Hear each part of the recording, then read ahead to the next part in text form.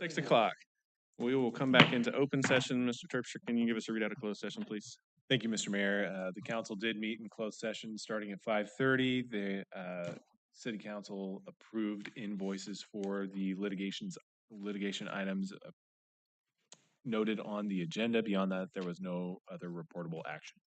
All right, thank you. At this time, please rise for the Pledge of Allegiance and remain standing for the invocation.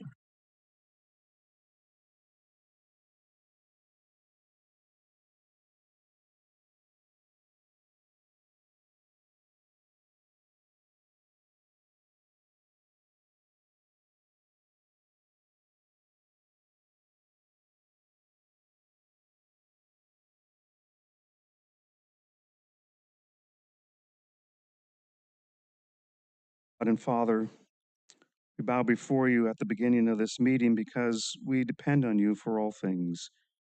Your word tells us that from you, through you, and to you are all things. Your word declares that the nation that looks to you as Lord is blessed. And so we know this moment of prayer before you is of utmost importance to the city. We humbly bow to you and look to you for help. It is our prayer that your will be done on earth as it is in heaven. And we specifically pray that your will be done here in Ripon.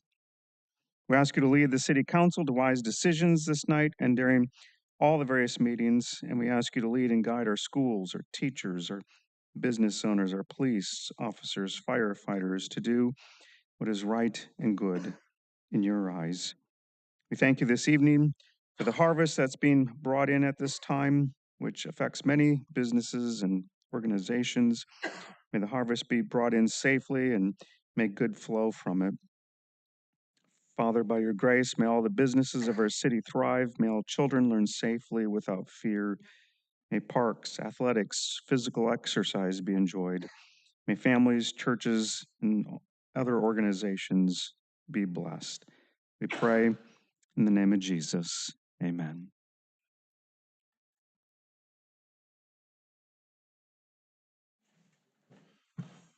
All right, Lisa, can we have a roll call, please? Councilmember Leo Zuber. Here. Mike Restuccia. Present. Dean Euchre. Here. Vice Mayor Gary Barton. Present. Mayor Daniel DeGraff. Here. Okay, public discussion. Anybody that would like to speak on items that are not on the agenda, now is the time to do that. If you'd wish to speak, please step forward to the podium, state your name and address. If not, we will move on. Is there any other public comment? No. Nobody? All right. We will move on to the agenda as posted or amended. I believe we were pulling 1.2A and 1.2H. Oh, no, I skipped that. Sorry. Approval of the minutes from the regular meeting, August 12th. Second. Okay. Click. There we go.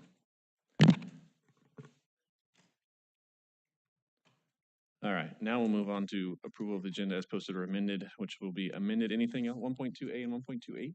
Yes. Okay, so we'd like to do those for. All votes have been cast. I'll click end vote. I don't know. Yeah, it says yes. Mine says yes. Mine doesn't say 5-0. Mine doesn't. Nor does mine. No, mine just shows my vote, but it doesn't show that summary. All in favor? Aye. Aye. Opposed? Passes 5-0. Okay, for the third time, we will go to the approval of the agenda as posted or amended, which is amended. Leo was pulled 1.2A and 1.2H. Would you like to discuss those first? Or we'll approve the agenda as amended. Is there a motion to approve the agenda as amended? No, so moved. All right, there we go. All right, well, let's do the regular consent calendar first then. Consent calendar as amended. Is there a motion to, stuck again. Okay, do a voice vote. It's okay, all in favor of approving the agenda as posted or as amended? All in favor, say aye. Aye. Any opposed? Motion passes. Okay, approval of consent calendar as amended. Is there a motion for that? Restuccia moves, Leo seconds. All in favor? Aye. Any opposed? None. Okay, 1.2A. I pulled it mainly for a comment. We got a report with a letter that wasn't in the agenda packet, correct? Yes, that's right. I have to say, after I read it, I'm still not sure what this organization does for us. I also was not impressed that they called us the city of Lathrop instead of the city of Ripon in their letter. But I think it might be appropriate to invite them down to either a meeting or a workshop, something, so they can tell us what they're all about, what we could and should expect from them relative to what would be beneficial to the city. Yeah, That's it. we certainly could make that invite to Bob Gutierrez, who's the CEO of the partnership. Happy Okay. to do that. I'll just echo much of what Leo said. My experience as our rep on the partnership has been that it is not a particularly good use of time. There is the items that are discussed with very few exceptions have nothing to do with our town. It's not a huge dollar amount that we pay in dues, and yet the return on that is essentially zero, in my opinion.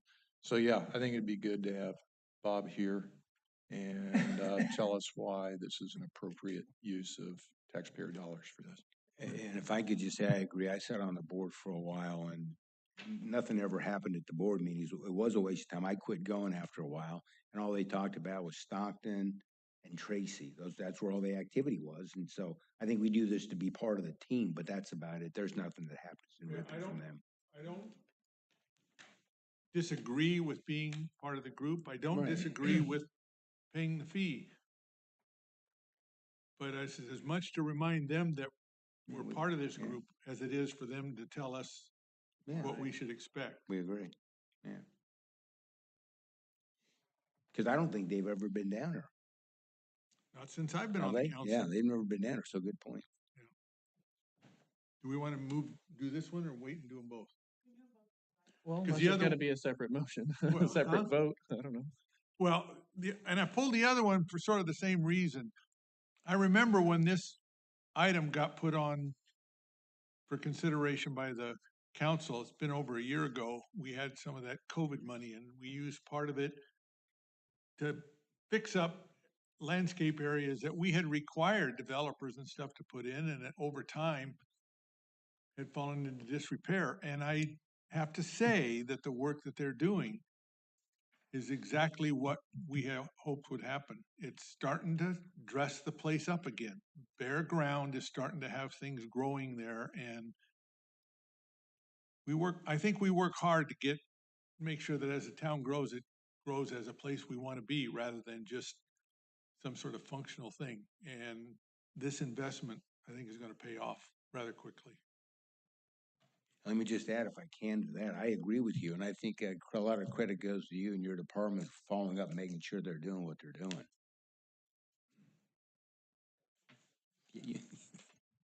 With that, I'll move to approve 1.28 and 1.28. So, Mr. Mayor, I would like to make a motion on 1.2A that we postpone the payment of that invoice until we hear from Mr. Gutierrez or a representative from the partnership.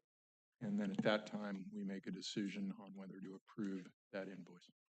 My only question, is there any issue with that as far as timing of, I mean, is there a late penalty? Do we pay more for being late to the party with a,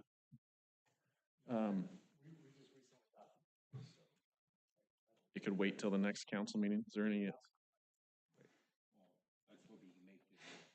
Yeah. I don't have a problem with it as long as we're not looking at a 6-month delay. I don't want to send a message saying something that later on we regret that we did it, I guess is what I'm thinking. Well, if he blows us off for 6 months, that sends a message. Well, that's what I said. Well, it So, would come back at the next board meeting. Hopefully, he can be there for that meeting. If he can't be because he's Tuesdays he does something else, then we're gonna delay this thing for a while. 60 days. Sometime in the next 2 months. So there's two motions here, but we want to take Leo's or Gary's motion first. Well, I don't know. Mr. Attorney, what's the rules on that? Yeah, actually, well, neither, Withdraw my. Thank that you. clarifies things very quickly. Okay. So with that, Gary has made a motion to, I think I have to withdraw my second too. well, the motion's gone. Your No, you second still doesn't gotta count do either, it. so. Technically, you gotta do it. You guys are making this interesting tonight. So you want to restate your motion? Yes, my motion is to postpone action on approval of the membership fee for San Joaquin Partnership until such date as we hear from a representative from the partnership. And then at that meeting, we can have a vote to approve or disapprove the $5,000 membership fee. Is there a second to that motion?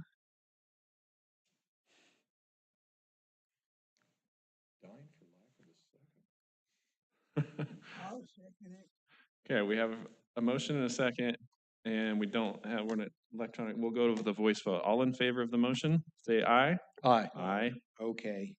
Any opposed? So 4.5, it passes.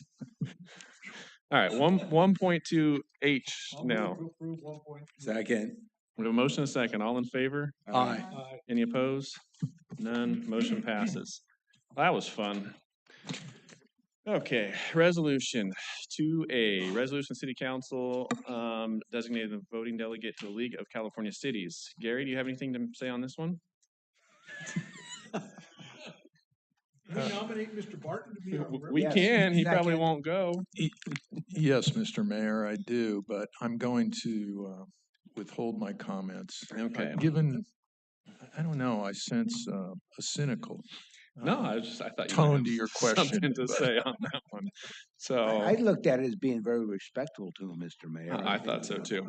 Does anybody, Kevin, you or Lisa, do you have anything to say on this one? We're looking for whether or not we want to send someone to League of California Cities Conference in Long Beach. We never or haven't recently in the past because we don't feel that there's utility in sending someone, correct? Should we raise our hand if we want to go? Yeah, does anybody want to go? Does anybody want to make a motion? To not send someone, to send someone? I will make a motion to not. Do we send need a rep- motion to not send someone? No action? Those things have always been a waste of time. Yeah, well, you can still make a motion. We can take a vote on it. All right. So any further discussion? Anyone? No? Well, since you asked, Yeah, so talk away. I'm kidding. Okay, the public hearing. We'll take action on the following, which is a resolution approving the building department permit fee schedules. This is Ken? Thank you, Mr. Mayor, fellow council members. In your packet, hopefully you've had a chance to go through the staff report, attached proposed fee schedule and justification study. I'll just kind of quickly do a brief synopsis of those. Tonight, you're looking at a resolution to establish a new building department fee schedule, which would include an annual indexing to begin on January 1st, 2027. So since we're adopting this so late in the year, we're not going to adopt them and then adjust them a month later. So we would start the indexing in January of 2027. Why the updates? 2026. No, Fees would take effect 2026 and the adjustments would start. the fees will actually go into effect okay. 60 days after they're Okay. approved, which would All be mid-November, but we don't want to index them a month I later. got it. Right. So we would wait a full year for the indexing to start. So why the update is needed? So the building department basically operates, it safeguards the health and safety and welfare by enforcing codes, reviewing plans, and performing inspections. The services are funded by permit fees, not the general fund, but at this particular moment, a good portion of the building department is funded by the general fund. Basically, the current fees are only covering about 57% of the department's annual expenses, which is requiring the general fund to subsidize the rest of the department. The Rippens fees, they have not been adjusted since 1996 and are still based on an outdated 1994 building department valuation tables. The proposed fee structure in front of you tonight, basically, we're shooting for a 90% cost recovery target. A detailed analysis was done, and like I said, only 57% of the department expenses were covered. And the new fee schedule in front of you tonight does accomplish a 90% recovery rate. Might be asking, why not 100%? You know, not every activity in the department there can be tied directly to a permit. Such as public counter inquiries, code interpretations, ordinance updates, and safety outreach. The 90% goal is consistent with best practices statewide. It ensures applicants cover most costs for services they directly use while keeping projects affordable and services well staffed. We are looking to, as part of this adoption, use the ICC evaluation standards, which is a more current standard. International Code Council. They publish annually a valuation table. So the valuations for projects, when they come in and they're based on valuations, will be based on the most current information and most current valuations. It's widely recognized and adopted across California. Like I said, they are updated yearly, and they reflect real market conditions. They ensure fairness and transparency by tying fees directly to construction values and project scopes. And most of the contractors are very familiar and design professionals with using the ICC valuation tables. So it reduces any confusion, any disputes of valuation. And then again, the last part of that would be the annual adjustments beginning in 2027. I kind of explained that a little bit, but we would tie it to the consumer price index, which we currently use for adjusting some of our other fees, with the exception of the technology maintenance fees, which does cover our building software cost, and that does go up by 5% every year. So we are requesting that would be a 5% annual indexing on that fee. We did do a regional comparison, so even after the adjustments, Rippon's building permits and plan check fees remain very competitive. In most scenarios that we ran, Rippon's continues to rank within the lowest 3 jurisdictions in the region as far as those fees are concerned. So in closing tonight, you know, the fee schedule in front of you this evening modernizes Rippon's outdated fee structure after nearly 30 years. Achieves a 90% cost recovery while allowing for limited community-wide subsidy, implements a transparent, fair, and recognized valuation method, and keeps fees regionally competitive while maintaining stable and high-quality services for the community here in Ripon. So with that, Mr. Mayor, I would turn it back over to you. This is a public hearing this evening. If anybody wants to comment on that item, and I'd be happy to answer any questions. All right, is there any questions, comments from the council at this time? I just have a couple comments if Go I ahead. can. So as I always ask every department head that comes up to present something like this, are we covering our costs? Because I don't want everybody in town to subsidize a builder. And the answer is yes, because the 10%, if there's no building going on, we still got a building department. So that cost is there. So I'm glad you did that. Thank you. I'm glad you're taking a look and increasing these now because we want to continue to maintain the quality of Ripon as it has been. So I applaud you for doing that. That's not an easy study to do, but my main thing is, are we covering our costs that the city itself isn't subsidizing or the other residents? And it sounds like you've done that. So that's all I want to say. Okay, any other questions, comments by the council? No, it is a public hearing, so we will open the public hearing. Lisa, I believe you had a comment on this, yes? Yes, I received a public comment on this item via email, so I will read it into the record. Who's it from? It's from a Marty Harris. My wife and I live and own a home in Ripon, and we're joined by 5 of our children, their spouses, and 21 grandchildren. On June 30th, 2025, California lawmakers roll back environmental law. Why is high-tech manufacturing and water infrastructure now exempt? As detailed in the 7/1/25 Cal Matters article by news correspondent Rachel Becker. Also, this was published on page A3 of the 7/1/25 Manteca Bulletin. He also included a link to this said article. Question: what broad range of powers does this law give to the city of Ripon and others to examine and correct the full range of drainage and other impacts involved? Who determines the array of impacts and whether CEQA environmental rules apply? Who is ultimately responsible for any and all drainage impacts to downstream properties? Example, Fed, state, county, city, individual property owners, what higher taxes may apply. Then he has a header that says rollback of an environmental laws, public safety, suspect water delivery, and drainage and fire services. When looking at one, SGMA goals and mandates, 2, increased demand for affordable housing, 3, currently understaffed firehouses, 4, suspect water delivery and drainage infrastructure, 5, apparent abandonment of CEQA environmental laws.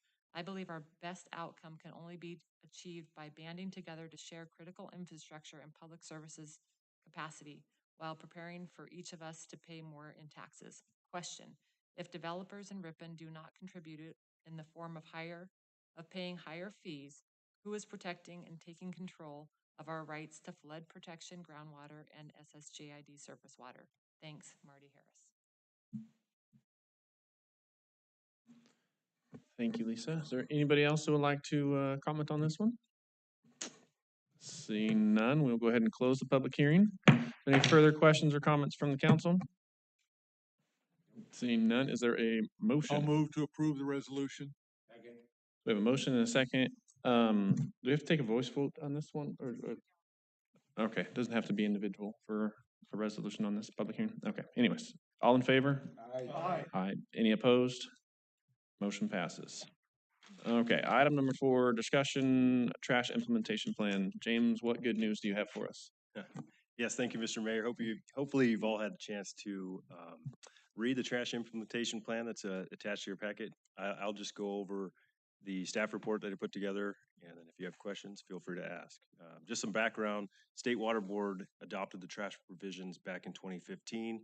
Essentially, they wanted to eliminate trash heading into U.S. waterways. In our case, that's the Stanislaus River. That's where all of our stormwater enters to.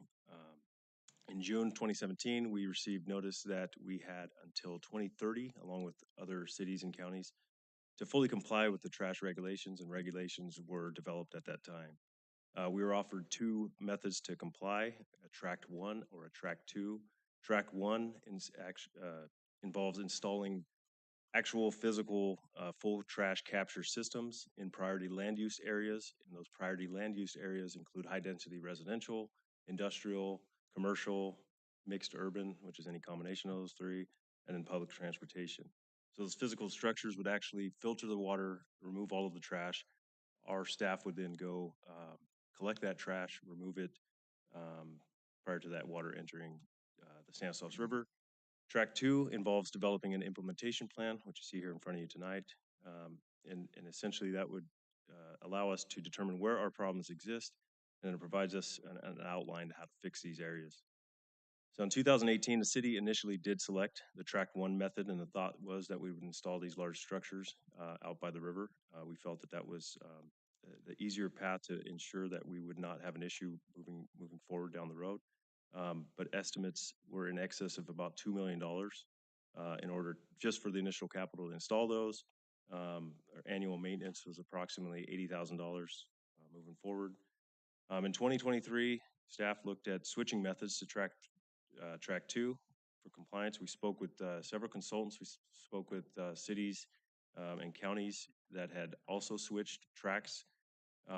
Looked at our options, and even with conservative estimates, we would look to be spending somewhere in the range of about $200,000 by 2030 in order to reach compliance if we headed down that path. So the real reason it makes sense for us is the fact that there's really just not that much trash in the city of Ripon, right? We don't see this as a major issue. So our approach kind of with this and why we switch tracks is just, how do we comply with the regulation without breaking the bank? So we hired Stone Creek Environmental in December of 2023 to develop this trash implementation plan. We informed the State Water Board in 2024 that we were going to switch tracks, and what you see here in front of you today is the completed trash implementation plan. And the results are right where we expected them to be based on the amount of trash we have.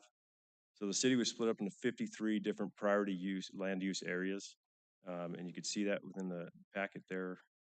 There's 53 areas. They are all walked by our staff and the consultant staff. They're physically walked and viewed for trash along those segments. And they're rated. They're either a low, a moderate, a high, or a very high. Of those 53, 51 of those were rated at a low trash generation level, which demonstrates full capture or full trash capture equivalency, and then no further action is required according to the State Water Board for compliance. 2 areas were identified at the moderate trash levels, and that's Santos and Jack Tone area near one of the truck stops, and then the frontage and Milgio area near 99, the on and off ramps. So there's only 2 areas in town that we identified as having some sort of problem. In order for us to get into compliance in those 2 areas, we've got to continue to monitor those 2 areas, and we propose to do that through walking these locations 3 times annually. If we are able to evaluate those areas 3 consecutive times or assessments in a row, then that would meet the low level trash generation level, and that would meet the equivalency of full trash capture systems in those areas. The plan is for us to increase our street sweeping activities. We'll reach out to the businesses in those areas where we think the trash is coming from, and kind of see how that goes as we work toward 2030. If we start getting to the end of 2030 and we realize, hey, this is not happening, this is not working, we're still at these moderate, or if it increases, the worst case scenario, we would have to install some localized trash capture devices at some of the inlets to protect those areas. It's not a huge investment because it's not a huge area, but it is still an investment that we'd be looking at. Somewhere in the neighborhood of $80,000 for initial capital, and then probably about $10,000 maintenance annually.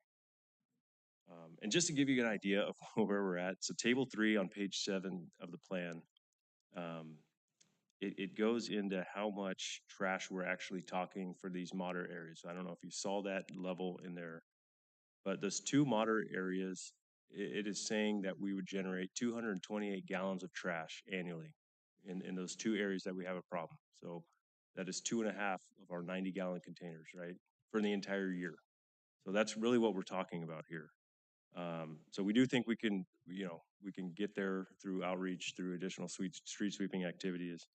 And then moving forward, this plan will be submitted to the water board, and then that'll complete our task for the trash provisions. I will say this: the state is working on the new update to the general stormwater permit. They're expecting adoption sometime in late 2026. There's definitely going to be additional trash provisions that are included in that, so we'll kind of have to wait to see what that looks like. But that's really all I have at this time. Any questions? Let me know. Yeah, I applaud you for your approach and study of this, and pursuing an avenue that is effective and low cost. Do have a question about your monitoring of these sites. You mentioned 3 times a year, so ostensibly every 4 months. Would it make sense to calendar something that you've got someone in your department who does at least drive by them, once or twice a month, and see if there are any issues that are starting to build up, and that, in other words, you can be more proactive before you have to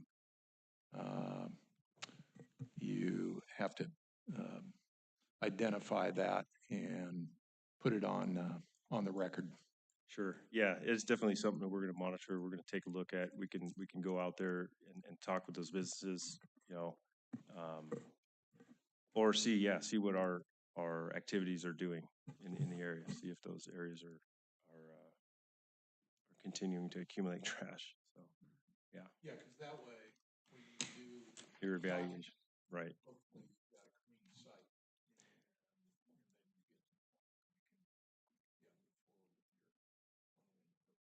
Yeah, and the idea and the intent would to kind of continue doing whatever we're doing at that point if we get there, right? Those activities. So, and our staff, they actually walked it with our consultant staff to understand the state-approved method of how to assess these areas, and that is all documented as well. So our staff will be, handling those moving forward just to help reduce costs and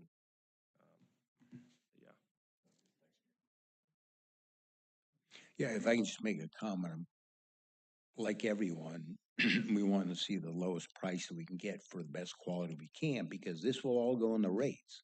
So somebody just said they want to pay more taxes.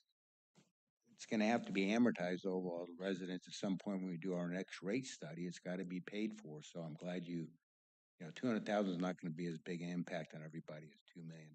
So I think that's a good avenue to go. Yeah. And you know, you gotta compliment the people in Ripon You do. because we've kept the town clean and we don't have a lot of trash like some cities do. You do, you're right. So, yeah. Yeah, and the two areas identified are heavily impacted by people from outside of town. Yeah, 99 and, yeah. and a lot of outside travel. Yeah. So, good work. Any other comments? We care questions? about our town. Leo, nothing to say? All right, well, we will move on to department head reports. Chief. Yes, Honorable City Council, I just want to report out on our STEP operation, which is Saturation Traffic Enforcement Program that we conducted on August 19th. It consisted of multiple agencies from San Joaquin County that participated in the traffic enforcement operation within our city. It was 12 officers in total from Ripon PD, Manteca PD, Stockton PD, and the San Joaquin County Sheriff's Department. So this operation aims to reduce collisions by enforcing hazardous moving violations. The officers enforce red light, stop signs, speeding, and distracted driving violations. So during this operation, a total of 131 traffic stops were conducted, resulting in 117 citations. And the operation lasted for about 8 hours. This operation is a rotating monthly initiative in which law enforcement agencies focus on different cities throughout the county to improve traffic safety. Besides that, nothing else to report. All right, thank you. Oh, Leo's got a question for you. Has to do with kids on scooters and stuff. Lock them up. Are we still working on them? Yes, obviously, you still see violations out and about, but there's been a huge reduction in that. So yes, we are still enforcing that and still concentrating on that and still providing education. So yes, we still are doing Well, that. I agree. And I think the only place I still get comments from adult residents are kids screaming literally up and down the sidewalks on scooters and bikes. Other than that, they acknowledge that there's more helmets being worn, there are more places that they're where they are. But I probably get 3 or 4 a month of people I thought they were blah, blah, blah, and this kid almost hit my dog or almost hit me. And so I hope we're still, I'm glad to hear we're still on it. Yes, sir, we definitely are. And saying that, there'll always unfortunately Sure. be those violations, but I agree 100%. We need to concentrate on it. It's a safety issue and we will for sure continue to do that. Thank you.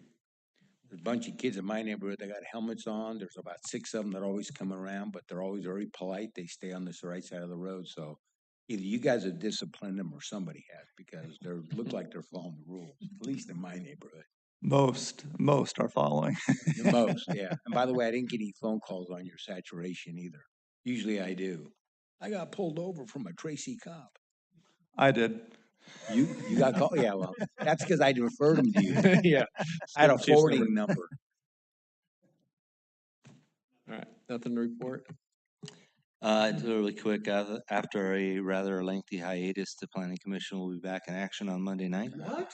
Wow, Yes. exciting news. Yeah, if you'd like to come out and join them, they will be considering a parcel map on the off of North Jacktone Road. So really exciting stuff on Monday night. Really? Good. James? Question for Mr. Knight, Part 2. I noticed there's a fence that's been put up around that vacant lot behind Angle. Does that mean they're finally gonna start doing something? That's a good question. They actually pulled a grading permit some time ago, and they're just kind of slowly getting started on things. So I'm not 100% certain when they're going to start, but they're kind of playing that game of let's do a few things to keep the permit active. I think they're trying to just lengthen out the time to start construction to maybe interest rates come down a little bit, but that's my guess. Hey, at least it keeps the trucks from turning around there making a dust bowl. Yeah, it's I so. noticed true. the same thing and I thought they're waiting for the cost of money to come down. Yep. James, any good news for us? Two quick things. Our water usage for the month of August was at 13.5% lower than our 2013 numbers, 1% lower than last year's numbers. We were at 504 acre feet. And then this is the last month that we are doing the large item pickup program. So residents can still come into City Hall and sign up, or they can sign up online. But that'll be ending right at the end of September. How about the brush pickup? When's that start? That'll be October 15th. Okay, Yeah. we got a little So, while. Yep. A little bit of time. Quick comment to James. Yeah, I wanted to compliment you on the newsletter that came out, and the headline of which was how you've implemented the state requirement on trash separation, which we've discussed here, but that was well done, and I think is a great example again of how staff in this city tries to comply with state mandates and to do so at as low a cost as possible. And that is a great example of that. So yeah, compliments to you and your staff. All right. Tommy? Kevin? Nothing to report? Leo? Nothing. Mike? Nothing. Somebody's got to say something. Here it is. Okay, the gavel. Yeah, I'm just going to, well, the backdrop is a lot of the news of late, but is constantly in the background of crime, often violent crime in major cities in this country. Something that we are incredibly blessed to not experience in this town. And so I just want to implore people here in the audience to pray for our police department. These guys are out there and gals ensuring that we do stay a very safe city. And it's something that is, and I'm guilty of this, it's easy to take for granted in Ripon because we don't have violent crime or almost no violent crime. And we never want to turn into a town where in many cases now you see people just take it for granted and it's not like it's even that big a deal. And it is a big deal, particularly when you're a victim. So thank you, Chief, and your department. And yeah, let's pray these guys up. That's it. Well said. Thank you. And everyone. I don't have much to add, but thank you all for being here and giving us an audience and for listening. And feel free to come and speak next time. You know, you can say things too. But no, we appreciate you being here. Appreciate input from the public. And that is it. A meeting adjourned. That was quick.